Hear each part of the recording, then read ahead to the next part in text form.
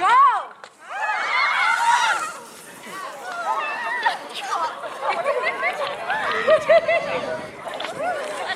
Wait, I can laugh right now.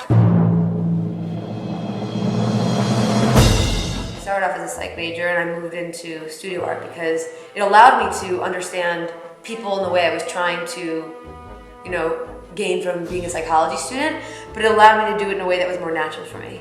And I know that if I want to be an artist, whatever that means in the real world, I have to learn to create from within, not from other people's input.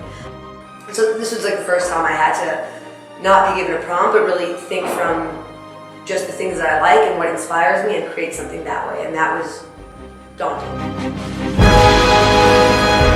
My initial goal this year with the first project was to measure longing, and for me there's nothing more symbolic of longing than bunnies. When I see a bunny, it's just perfect, like perched like near a rock, totally still.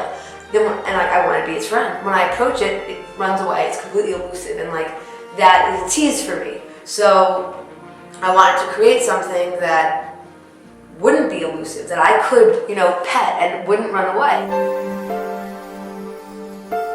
I wasn't planning on doing the take a bunny, adopt a bunny thing until Professor Kalb, he's a professor in the art history department, was coming by the studio and he said, you realize that if people see cute things, they're going to steal them. And that was the first time that anybody had ever suggested that someone might steal the bunnies. I'm like, that wouldn't happen. I just couldn't accept that. So I'm like, well, what if I made that part of the project? That at the end of the installation, people can take the bunnies. And that just kind of evolved into this whole idea of a generous art project, of giving to people, not just creating things that wilt in the corner after a couple months. I'm not making art to become rich or famous. I'm making art to get to know strangers, or just to not even get to know strangers, but to affect people.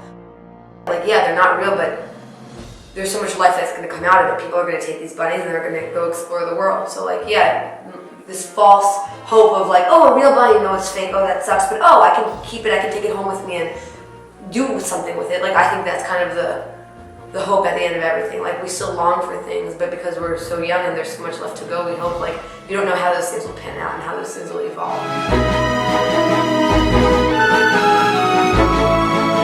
I feel a lot more empowered and more confident to kind of create a name for myself and build up my own life as an artist without waiting for things to start. I'm ready to just talk to people who interest me and be like, what can we do together?